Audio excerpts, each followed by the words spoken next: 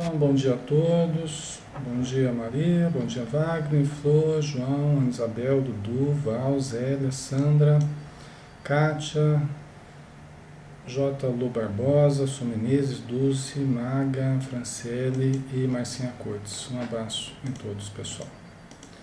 Estão ouvindo bem agora, né? Agora está tudo tranquilo. Joia. Muito bem. Então, a gente está aqui também no link do Justin TV, tá? No Facebook. Quem quiser participar com a gente pode participar também no Facebook. Bom, já foi feita a prece, vamos entrar então no estudo de hoje, né, pessoal? Vamos lá, vamos começar o estudo de hoje. Deixa eu pegar aqui. Hoje é sobre a criança, tá? Capítulo 10 do livro Vereda Familiar. Sobre a criança. Ok? Então vamos lá. Deixa eu pegar aqui um trechinho.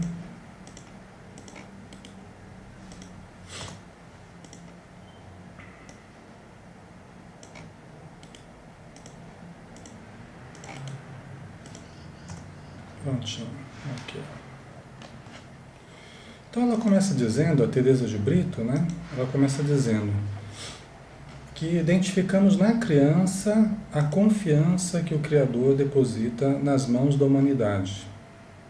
A criança é a canção com que o tempo embala os ouvidos do futuro, quanto é a semente que, lançada na terra fértil da nobre orientação, produzirá floração e frutos de esperanças para o amanhã. Tá? Então, é a realidade, né? A gente vê na criança a responsabilidade, a confiança que Deus deposita em nossas mãos, nas mãos da humanidade, né? O trabalho mais importante hoje que nós podemos fazer é cuidarmos bem das crianças. A gente conhece a evolução de um povo, a gente conhece o crescimento, o amadurecimento de uma nação. Um dos indícios, talvez um dos principais, se não o principal, com o cuidado com que ele cuida das crianças. Tá? Por quê? Porque já mais consciente, né, dessa confiança que o Criador deposita nas nossas mãos. Já mais consciente da importância e já consciente de que a criança é o futuro. Como é que a gente vai querer colher resultados bons desprezando ou descuidando das crianças, né? Que é o que a gente acaba vendo frequentemente, né, nas sociedades. Dudu, crianças são as sementes novas da nossa melhor criação. Exatamente, Dudu. E o nosso futuro vai ser o que a gente fizer com as crianças, né? Não tem como fugir disso, não é? Como é que vai ser o futuro do Brasil? Vamos ver como é que está cuidando das crianças. O que está fazendo pelas crianças em termos de educação, de saúde, de segurança, de orientação para as famílias, de acompanhamento, né, dessas famílias. Aí nós teremos um futuro melhor ou pior conforme essa consciência que a gente tenha, né?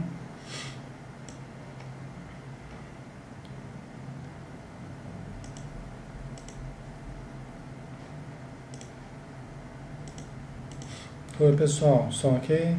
Ok? Som ok, né? Deu um lag aqui gigante. Deu um lagão aqui.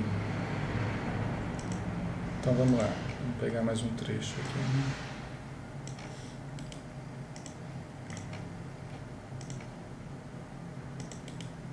Não sei se com vocês também deu aí, mas comigo foi rápido aqui, mas deu um lag aqui.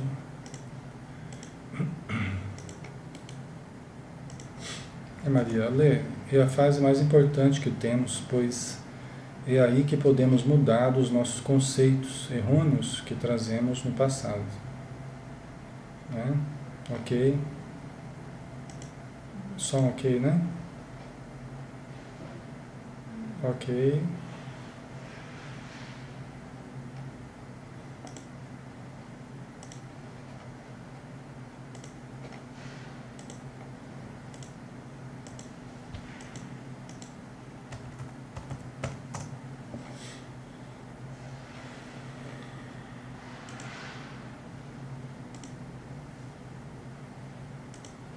Oi pessoal, som ok?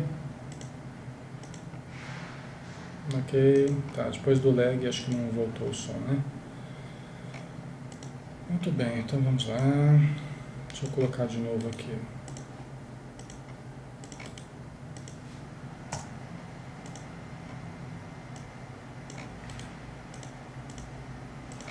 Então vamos lá, ela continua aqui dizendo, né? Atentando para a importância do espírito que atravessa as horas infantis no corpo pequeno de criança, veremos o quanto espera esse serzinho da maturidade e do equilíbrio dos adultos. Tá? Então nós temos que ter essa lembrança aqui, que é um espírito, né? Nós temos que ter essa lembrança, que é um espírito que está vindo, né? Não é uma criança propriamente, está sob a forma de uma criança. Vai ter as necessidades da criança, vai precisar fazer todo um processo de readaptação ao plano material. Mas não é uma criança, está criança, né? Então isso é muito importante a gente lembrar, né? E inclusive os espíritos eles têm uma preocupação muito grande com esse período. Né? Eles têm uma preocupação muito grande com esse período, porque é um período difícil, né? É um período de esquecimento, né? Então eles ficam bem preocupados com passar, né, esse período de uma forma melhor, recebendo as orientações, recebendo o carinho, recebendo os cuidados, a educação necessária, né, os princípios espirituais.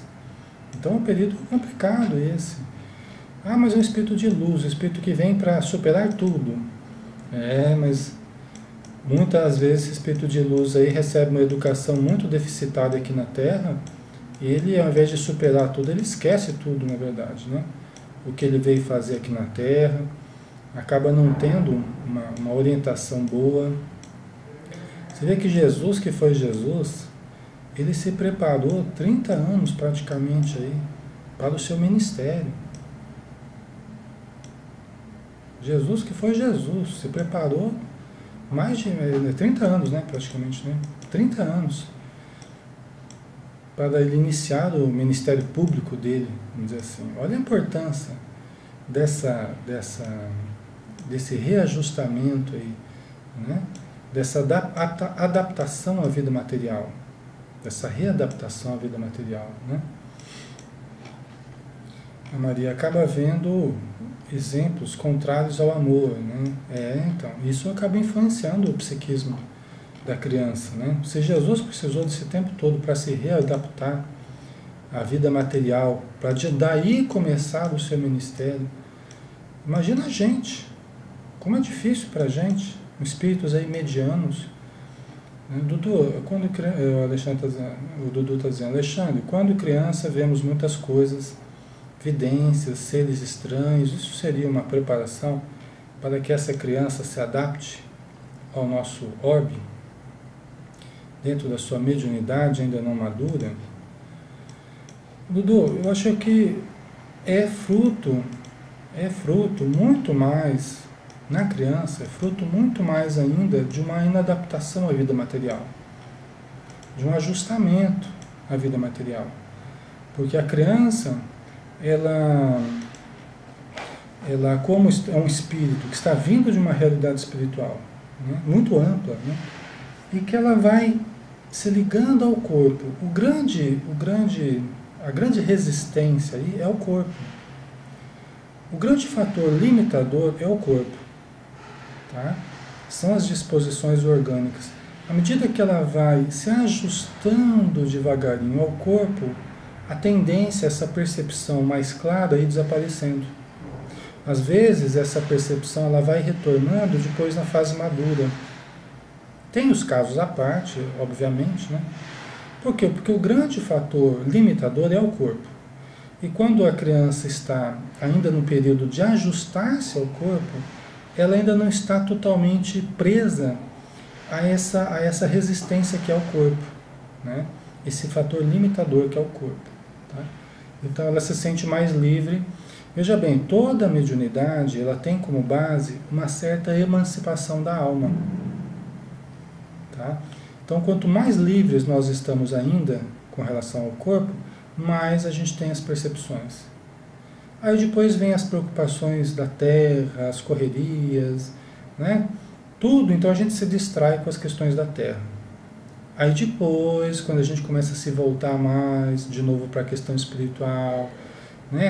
As questões materiais já estão razoavelmente atendidas, aí a gente começa de novo a se abrir a essa vivência mais espiritual, né? Então, via de regra, sim, né? Via de regra, existe uma curva aí, né? De um período de afastamento, meio que um rompimento com a percepção mais clara e depois a gente vai retomando. E coincide com o reencontro com o self. Né? Porque quando a gente nasce, a gente é todo self. Né? Aí depois a gente vai substituindo o self pelo ego, a gente se afasta do self, da nossa realidade espiritual, aí depois a gente começa a resgatar o contato com o self. E é justamente quando a gente resgata o contato com o transcendente, com o espírito, né, com a mediunidade, né? Então isso é o que normalmente acontece, né? A Maria está dizendo, nossa, no mundo que está hoje ali, a gente vê crianças nas ruas, no meio das drogas, é triste, né? É a nossa realidade hoje, né? Está difícil. A Maga, por que a espiritualidade explica que a reencarnação está completa após os 7 anos de idade? Então, Maga, é esse período de ajustamento ao corpo, tá? Por quê? Porque o espírito ele não pode utilizar-se plenamente de um organismo que não está maduro plenamente, tá? Não está plenamente maduro, ok? E, inclusive, os 7 anos de idade é uma primeira fase, não é ainda a conclusão da reencarnação, é uma primeira fase. A conclusão mesmo da reencarnação ela vai se dar após um outro período mais ou menos de 7 anos. Quer dizer, antigamente, porque hoje a puberdade já começa aí com 11, 12 anos, a criançada já está, né, já está mudando a voz, o corpo e tal. Mas antigamente, aí é por volta dos 13, 14 anos, que o pessoal começava a amadurecer sexualmente e tal, que é quando termina essa outra fase, né? É quando se conclui mesmo a reencarnação, tá? A questão da pineal, que muda o funcionamento dela, ela começa a fazer a leitura das experiências anteriores arquivadas, né, no inconsciente. Então tem uma série de mudanças aí, tá? Dudu, mas Ale, eu aos 5 anos já via coisas, já tinha evidências. Isso não quer dizer que aos 7 certinho isso chegue. Então, aos 5 anos, né? Estava mais para lá do que para cá, né, Dudu? Às vezes com o tempo a gente vai perdendo, às vezes não, né? Depende da pessoa. Às vezes vai perdendo esse contato com a espiritualidade, né? Esse contato mais nítido, mais claro, né? Mas às vezes não, depende muito da pessoa. Sempre teve, né? Em nenhum momento você percebeu que deu uma esmorecida na coisa, assim. Porque às vezes a pessoa percebe, passou alguns anos, assim, sem muita percepção, sem muito nada, assim, né? Aí depois, né? Não, mas é tranquilo, Dudu. Não é questão de se mostrar, não. É questão da vivência. A gente só tem a nossa vivência para falar, né? É o que a gente vive, é o que a gente experiencia, né? Tá? Então ela disse aqui também, né, a Teresa de Brito. Bom, ela espera, o espírito que vem espera a maturidade e o equilíbrio dos adultos, né? Então o espírito vem, todo o risco, na verdade, é por conta dos adultos. Não é por conta da criança. Todo o risco é por conta dos adultos. Porque aquele espírito que vem esperando que o adulto manifeste um equilíbrio, um cuidado. Ele se coloca nas mãos dos adultos. Todo o risco que tem aí é o risco por conta dos adultos. Entendeu? E por isso que eles ficam com receio. Mesmo espíritos de luz, eles ficam com receio na reencarnação por causa disso. Aí os adultos acabam não estando nas melhores condições, né? Então às vezes prejudica a programação daquele espírito que está vindo, né? Continuando. Mesmo na condição de estar temporariamente esquecido de si mesmo, o ser não se mostra, por isso, apartado das reminiscências que do inconsciente visitam-lhe a consciência, apresentando a sua formidável bagagem de variadas conquistas. Então tá, aqui é aquela questão que a criança, mesmo que está esquecida de si mesma, tá? Por quê? Porque ela reencarna, existe aquele abafamento do corpo, um esquecimento temporário, né? Mas nem por isso ela deixa de receber, vindas do inconsciente, as reminiscências veladas, né? Vagas, das experiências passadas, das conquistas dela e também dos problemas que ela já viveu, que ela já fez, já criou, né? Então nós precisamos perceber isso na criança também. A bagagem de potencialidades e de dificuldades, tá? Precisamos observar isso aí, né? A maga, são as tendências que a criança apresenta? Sim, maga. São as tendências, né? As potencialidades, os problemas que a criança já apresenta. Logo cedinho ela já vai começar a mostrar os problemas que ela tem. Já no berço, os espíritos já vão se mostrando como são, já desde bem pequenininho. E cada um diferente do outro, cada um com peculiaridades, né? O Dudu, Ale, existe alguma criança que você saiba que tenha psicografado ou que tenha tido algum manifesto mediúnico, como nós adultos? Não me lembro, Dudu. Mediunicamente, propriamente assim, eu não me lembro. O que a gente lembra é que até aquele caso que o Divaldo cita, daquele coreano que com alguns meses, né, com 9 meses lá, já estava escrevendo um livro de poesias, né? Ele aprendeu a falar, quer dizer, ele lembrou que falava quando ele estava no berço ainda, né? Bebezinho ainda. Tudo foi mais rápido com ele. Inclusive, me parece que ele está no livro dos recordes lá, né? Um coreano que fez tudo lá mais cedo, mas não dá para dizer que era psicografado, não é esse o caso, né? É um livro, né, que talvez sejam recordações, a clareza do entendimento do espírito, um livro de poesias, né? Inclusive com poucos anos de idade ele já estava se formando em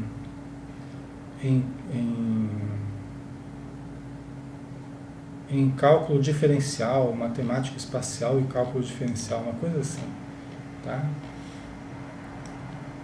Então ele é uma pessoa que foi um fenômeno mesmo, né? Um caso especial mesmo, né? Ela diz assim, continuando, né? Em observar atentamente esse bojo de conquistas, devem se ocupar todos aqueles que lidam com os petizes, desde que informados da realidade da reencarnação. Quer dizer que a gente que lida com crianças, todos nós que lidamos com crianças, devemos estar atentos a esses sinais, a essas características que o Espírito já traz, né? Porque nós estamos cientes da reencarnação, tá?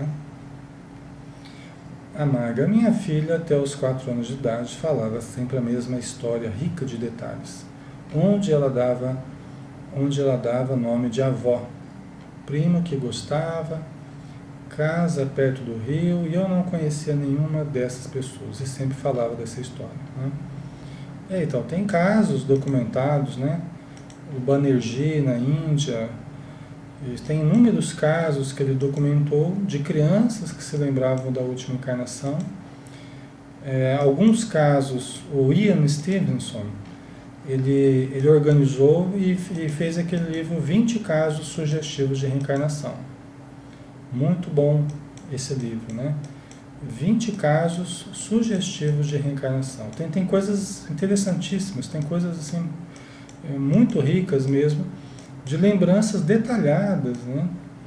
Que as crianças demonstraram, provando a reencarnação, né? O Ian Stevenson, um médico canadense, né? Ele lançou esse livro, que é muito legal, 20 casos sugestivos de reencarnação. Né?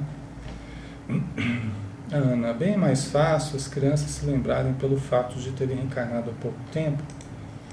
Tem alguns casos que denotaria isso, né, Ana Isabel? Que talvez levasse a essa conclusão. Não sei se absolutamente essa questão do tempo. Né? Tem alguns casos que denotam isso. Né? Às vezes, quando o espírito volta muito rapidamente, essa facilidade de lembrar. Mas não sei se seria o fator principal. Tá? Talvez seja um conjunto de fatores, inclusive. Né? Tem uma questão que os pesquisadores detectam, que é com relação a determinados fatos no presente que às vezes parece que despertam essa questão do passado. Né? Às vezes quando a mãe bate na criança, quando dá uma bronca, né? Não quer dizer que isso vai acontecer com todas as crianças, né? Se fosse assim, todo mundo estava lembrando aí, porque, né, o adulto ainda é bem violento, né? Mas tem muitos casos que desencadeia a partir daí. Né? Tem muitos casos que a partir de uma briga com a mãe, a criança leva aquele choque assim e começa a falar uma língua diferente. Né? Provavelmente havia já uma predisposição para isso. E aquela briga, aquele tapa, só foi o desencadeador, né? Só foi a faísca ali para uma situação que já existia. Tá? Certo? Então vamos lá, vamos continuando, né? Diversos serão os estímulos recebidos pela criança a cada dia. Estímulos luminosos que anularão suas sombras e depositarão formosuras educacionais e estímulos que alimentarão trevas que deveriam ser aniquiladas no âmago da alma para evitar infortúnios. Então olha aqui, pessoal. Isso aqui já entra numa questão educacional, né? Diversos serão os estímulos recebidos pela criança a cada dia.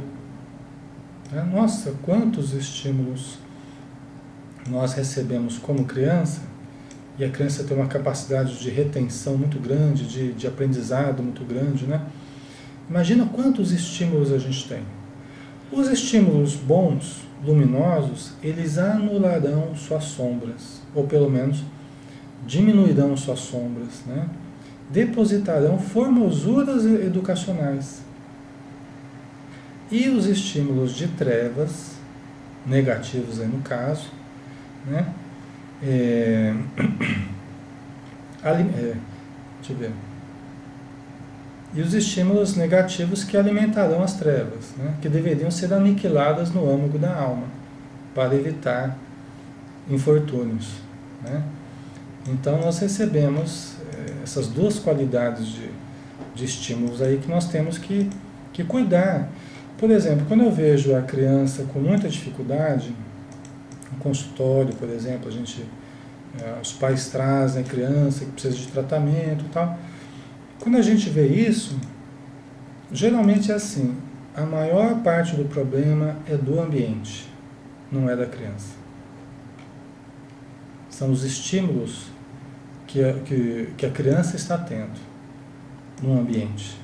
Os maus hábitos dos pais, tá? Um ambiente tumultuado, muita gritaria, muito desequilíbrio, muita agressividade, tá? Falta de cuidado com relação à criança, tá? Ela vai absorvendo e ela vai dizendo através de palavras palavras não articuladas, Ela vai dizendo da maneira dela que ela não está gostando do que está acontecendo. O que acontece? Ela começa a somatizar doenças, ela começa a mudar o comportamento, tá? Mas não porque ela está com problema, mas é porque o ambiente está difícil, tá? Então é interessante, porque a gente vai conversando com os pais, a gente vai orientando e tal, e a criança começa a melhorar. Tá? Nesse caso, a terapia é mais com os pais do que com a criança. Tá? Por quê? Porque quem está precisando mudar mesmo são os pais, não a criança. A criança está sendo só o efeito, ela está sendo sintoma da situação. Está sinalizando que a situação não está boa, né, dentro de casa. Então, é mais ou menos uma regra, né? A gente percebe assim que quanto menor a criança, maior é a responsabilidade dos pais. Tá? Quanto mais cedo, quanto menorzinho ela é, mais influência do ambiente e menos uma questão dela. Tá? Certo? O Lô Barbosa está dizendo: as modificações que ocorrem na glândula pineal são observáveis até 2 anos de idade, daí até 6 a 7 anos as transformações são muito lentas, exatamente nesse período, 6 a 7 anos, que a reencarnação poderia ser considerada como definitiva, pois o espírito passa a ter completa organização biológica, principalmente a pineal. Mas não é isso que os espíritos falam, Lô Barbosa, e não é isso que a gente observa também, tá? Uma primeira etapa, sim, né? Mas a reencarnação ela vai se dar, é considerada pelos espíritos como a definição mesmo da reencarnação lá pela puberdade, tá? Lá pelo começo mesmo dos caracteres secundários, né? Que aparece na criança, né? Aí que nós vamos ter realmente o término, né, desse processo de reencarnação. Então vamos pegar mais um trechinho aqui.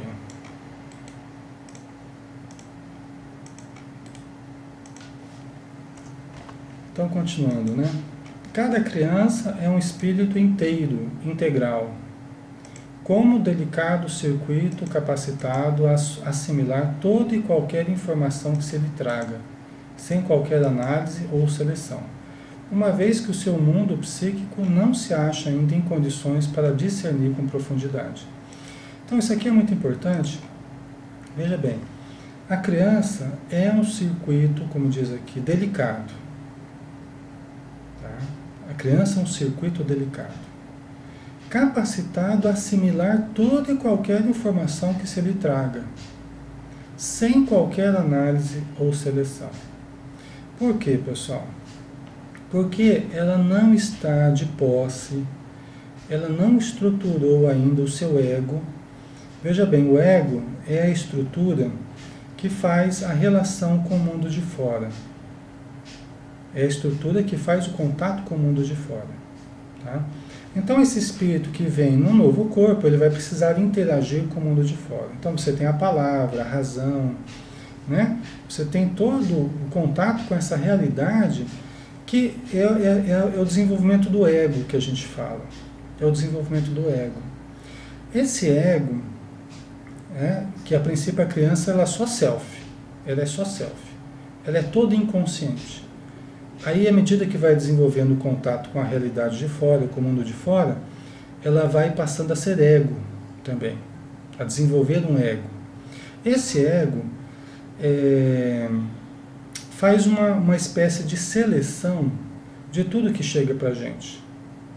Tá? Então a gente começa a discernir, a gente começa a separar o que é realidade, o que não é, o que é bom, o que é ruim, tal. Mas isso somente a criança ou a pessoa que já desenvolveu essa capacidade. Então a criança pequena, e quanto menor ela seja, mais ela absorve sem nenhuma análise ou seleção, porque ela não está ainda de posse da estrutura egóica desenvolvida. Vocês entenderam? O ego funcionaria como se fosse um filtro, que ela não tem ainda esse filtro. Tá? Então tudo que é apresentado para ela como normal, ela absorve como uma coisa normal, sem análise, sem seleção. Tá?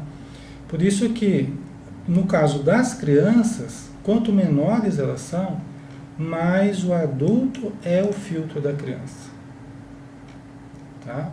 O adulto é o filtro da criança. Até que ela crie o seu próprio filtro. Né? Até que ela crie o seu próprio filtro. Então, o adulto é que tem que selecionar o que ela vai ver, né? Os ambientes que ela vai frequentar, tudo de modo que não seja uma voltagem muito grande nesse circuito delicado. Tá? Porque às vezes a gente submete a criança a uma voltagem muito grande. As brigas domésticas, os programas de televisão inadequados, é como se fosse uma frequência, né? uma força muito grande aí nesse circuito delicado. Tá? A maga, por isso, ela copia tudo que vê, né? Entre outras coisas, né, a maga? Ela absorve tudo. Tá? Veja bem, nós temos o inconsciente e temos o consciente. Né? O consciente, o ego, ele faz essa filtragem, né? E o inconsciente vai retendo tudo. Quando nós temos uma análise consciente das coisas, nós sabemos discernir melhor, dar valores diferentes para as coisas, selecionar do que a gente vai fazer, do que a gente vai ouvir, né? Do que a gente vai conversar e tal. Então a gente acaba assimilando de uma forma diferente as coisas, né? A criança é uma buchinha que assimila tudo. Tudo que é vivenciado, ela assimila. Tá? Seja coisa ruim, seja boa. Tá? É a importância dos exemplos, né, Maria? Ana Isabel, quem molda a personalidade dela? Ela mesma, família ou escola? Olha, Ana Isabel, no fundo, somos nós mesmos que vamos moldando a nossa personalidade, tá? Por quê? Porque fomos nós que atraímos a nossa família, fomos nós que atraímos o contexto em que a gente vive, entendeu? No fundo,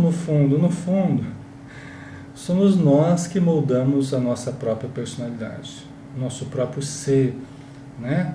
O que nós vamos ser, somos nós que moldamos. Não poderia ser de outra forma, né?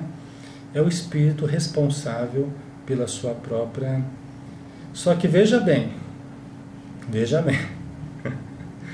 é que é um assunto complexo isso, né? Só que, veja bem, eu atraio certas situações que passam a ter uma influência muito grande sobre mim. Tá? Eu atraio certas situações que passam a ter uma influência muito grande sobre mim. Não deixa de ser o espírito moldando a si mesmo. Só que a importância da família é muito grande.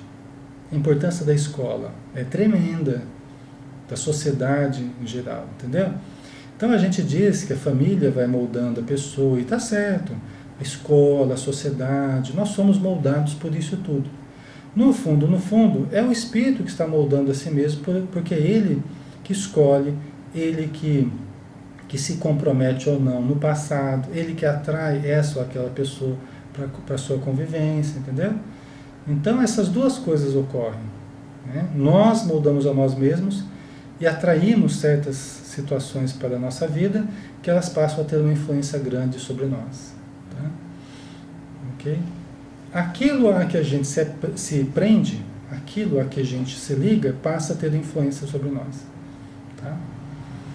A Ana Isabel, sim, e depois vem o livre-arbítrio para nos forçar a superação de nós mesmos. Sim, a gente atrai uma situação, a gente sofre influência dessa situação, mas sempre temos o livre-arbítrio para alterar a contextura das ações e reações que a gente vive, não é?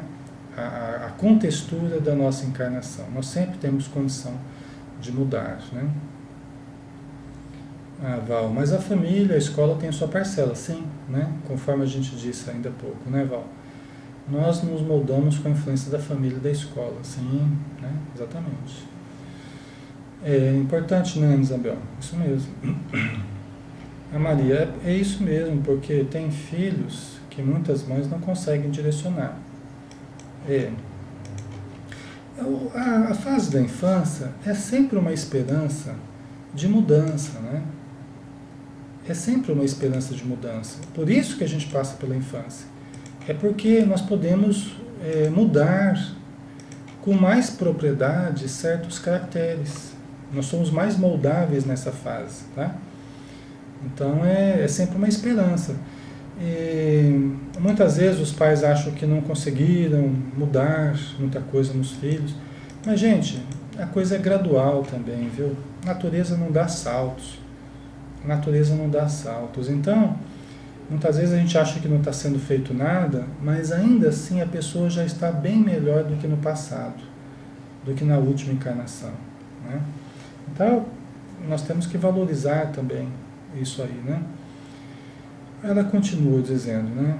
Dentro desse prisma, vale a pena não desconsiderar o espírito na faixa infantil, evitando acumular no seu íntimo as notícias da miséria moral que o adulto exterioriza através da palavra grosseira ou de baixo escalão, de baixo nível, que lhe penetra o circuito da mente, desajustando-lhe a infância confiante.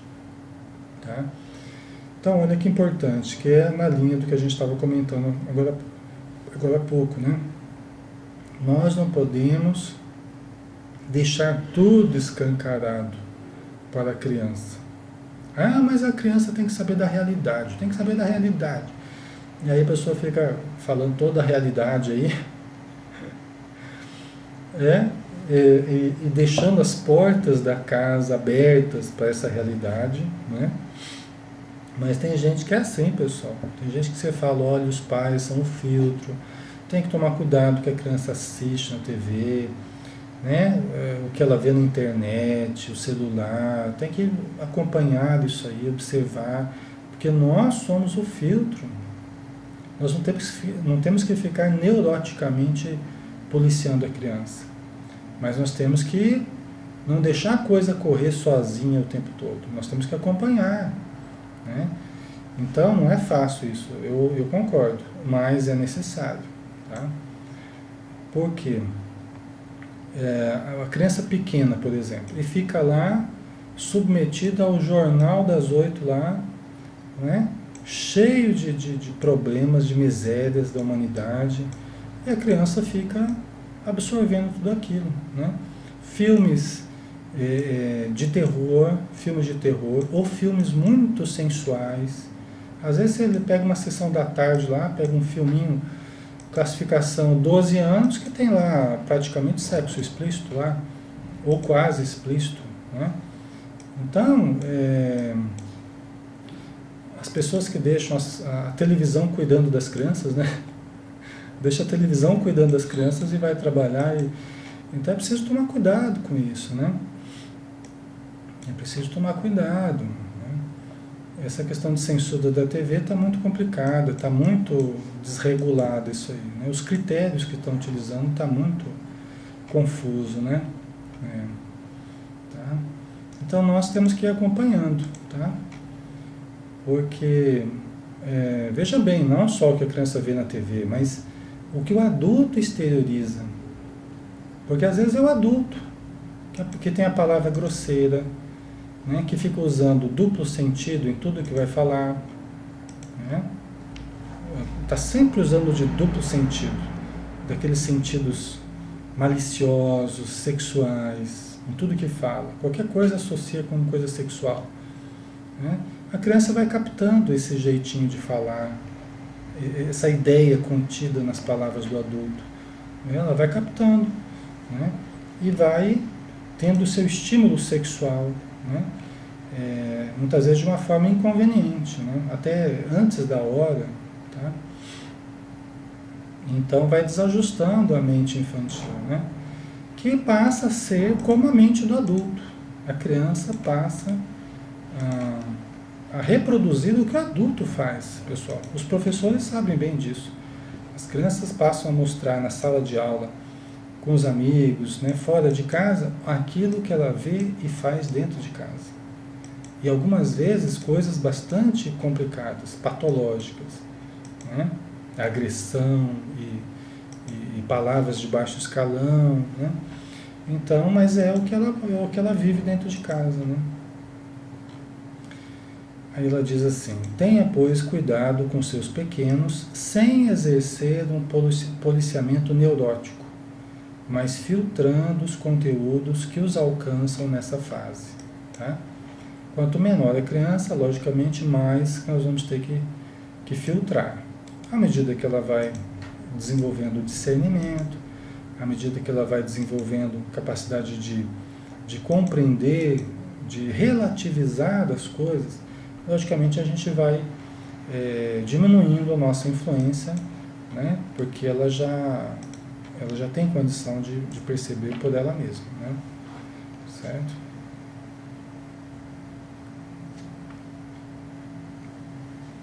Então, continuando aqui, ela diz assim: é muito natural e compreensível que você queira ensinar a seus pequenos coisas engraçadas. O adulto quer ensinar coisas engraçadas para a criança, quer ver a criança dar risada, quer que ela ache graça das coisas que a gente está fazendo, não é? O adulto é cheio dessas brincadeiras aí e começa a ensinar coisas engraçadas para a criança, tá? Que ficarão muito bem nas expressões infantis. Mas não se esqueça, porém, que a sua criança é um espírito milenário, que terá acordado seus fulcros íntimos, engrandecidos ou torpes, de conformidade com os estímulos que lhes dê. Tá? Então, às vezes o adulto fica ensinando a criança a soltar pum, por exemplo, em público, né? Ou ficar rotando em público. Tá? Ou então fica ensinando a criança a beber. Né? Deixa a criança lá meio bêbada lá, porque acha engraçado a criança lá tonta, porque deu lá cerveja para a criança tomar. Gente, isso existe muito. Tem muita gente que vai introduzindo, o Dudu até colocou, né, danças, exatamente, Dudu. Né? Mães e pais que ensinam a criança a dançar funk, dança da garrafa, dança dando cerveja, coisa assim. Exatamente. Então é isso que a Teresa de Brito está questionando. Tá? Talvez vocês que estejam aqui não façam nada disso, nunca fizeram e nem queiram fazer. Mas esse estudo não é só para a gente. Né? Um estudo é uma informação que ela trouxe para a humanidade. Para quem quer que seja que venha ler esse livro. Né? Então nós temos que pensar que tem muita coisa rolando por aí que está totalmente irregular. Né? Totalmente irregular. E aquele espírito ele vai ter os fulcros do inconsciente despertados ou não, positivamente ou negativamente, conforme esses estímulos que a gente dê a eles. Tá? Essa que é a questão, né? Certo? A Maria pior que tem mesmo, desde pequeno molhando a chupeta na cerveja. Pois é, se é um espírito que já traz uma tendência ao alcoolismo, né? E o álcool é a droga mais utilizada no planeta, é a droga lícita, mas é uma droga, né, com danos terríveis no planeta inteiro, né, no Brasil, e a mais antiga. Então imagina quantos registros nós temos ligados ao alcoolismo no nosso inconsciente. Imagina quantos conteúdos nós temos ligados ao alcoolismo ou ao álcool, né, no nosso inconsciente, ao longo da história. Sendo que a droga, né, mais utilizada até hoje em todas as civilizações é o álcool. Entendeu? Então, muitas vezes você está despertando uma tendência que o espírito está tentando lidar faz séculos, faz milênios que ele está tentando resolver isso aí. E a gente vai lá e fica molhando a chupeta na cerveja, né? Tá? Então, é falta de discernimento dos pais. Né? Ainda hoje o álcool é muito bem visto. Ainda hoje as concessões sociais que se fazem, porque todos nós aprendemos desde a infância que as festas tinham que ter cerveja, que tinha que ter vinho, que tinha que ter champanhe, Todos nós temos esses registros, a gente acha estranho quando alguém fala o contrário disso. É porque todos nós estamos mergulhados nisso até hoje. Né? A gente vê isso com muita naturalidade, né? Como se fosse tudo muito normal. Né? E não é. Tá? Cada vez se percebe mais a influência nociva que tem tido na sociedade. Né? A Maga está dizendo, a minha filha também vem com essas danças que aprende na escola, eu vou e converso muito com ela para mostrar que não é um comportamento legal para ela. Pois é. Então isso é bom, né? Conversar, né, Maga? Exatamente. A gente vê no Facebook, em outros meios, a gente vê crianças aí que a gente sabe que são crianças de 12, 13 anos e colocam as fotos lá, final de semana, todo mundo com o seu copo de cerveja lá, todo mundo com o seu drink. Pois é, gente, mas não é? Aí sai todo mundo muito bem na foto lá, fazendo pose, e o copão tá sempre lá na mão. Você vai, não, será que é só nessa foto aqui? Aí você vai ver da semana passada, e da outra semana, e da outra, tá lá, sempre lá o copão. Né? A mesa tá lá, a garrafa de cerveja, cada um com seu copo. Crianças aí de 12, 13, 14 anos. Aí é a hora dos pais começarem a prestar atenção. Inclusive olhar o Facebook dos filhos para ver o que está correndo. A questão não é de colocar foto ou não colocar foto. Colocar foto até é bom porque a gente acaba vendo o que está acontecendo, né? Hoje em dia os próprios adolescentes já se entregam, né? Eles já escancaram.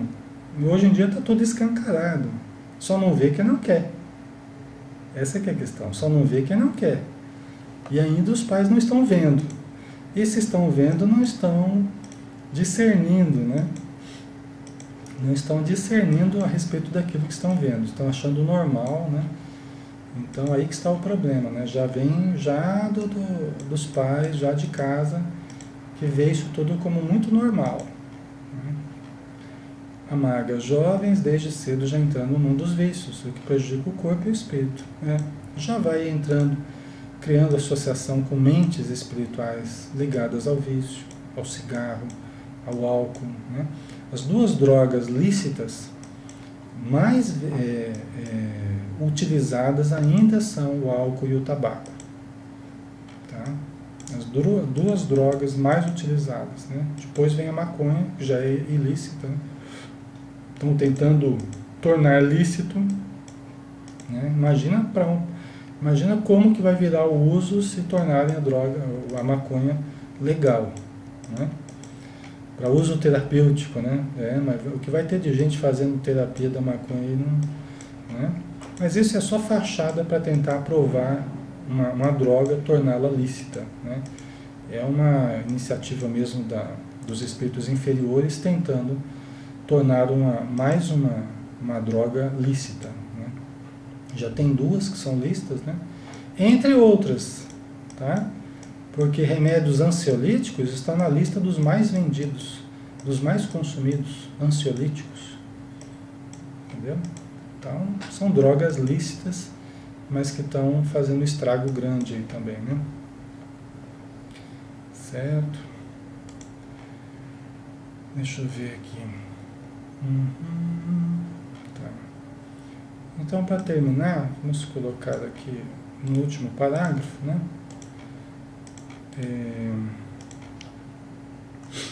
Isso do Rivotril, né, fluoxetina, isso aí o pessoal toma que nem água, né, hoje em dia, consumo muito alto, né. Isabel Ale, aqui em Curitiba, meninos homossexuais explicitamente se beijaram em plena rua, já estão a viver nessa liberdade, né, então, né? Com todos os adendos aí, todas as questões da homossexualidade é uma questão complexa, né? Não dá pra gente passar assim rapidamente, a gente tem que analisar, né? Não sob a ótica do preconceito, nem também sob a ótica de uma falta de referencial, né? Como a gente vê hoje em dia, mas isso tudo realmente choca, né? Então tá complicado mesmo. Aí, para terminar, ela diz assim: o que para os pequeninos você apresentar como coisa normal, se normalizará em seus caminhos, tornando-se vícios torturantes e indignos, ou valores espirituais verdadeiros para a eternidade da vida. Tá? Então, o que a gente ensinar como coisa normal, normal se tornará. Né?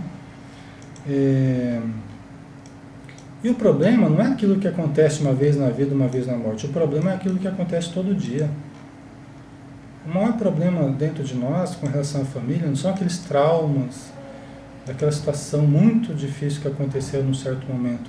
O problema da família é aquilo que acontece todo dia, e aquilo que se torna normal. Esse é o maior problema. Porque é aquela loucura que vai se instalando dia após dia. São aqueles hábitos que vão se enraizando, que vão se tornando coisa normal. Esse é o maior problema. Do que aqueles traumas, aquela situação, aquela briga eventual que teve lá. Esse não é o maior problema, não. Né? O maior problema é o dia a dia. É aquilo que se repete todo dia.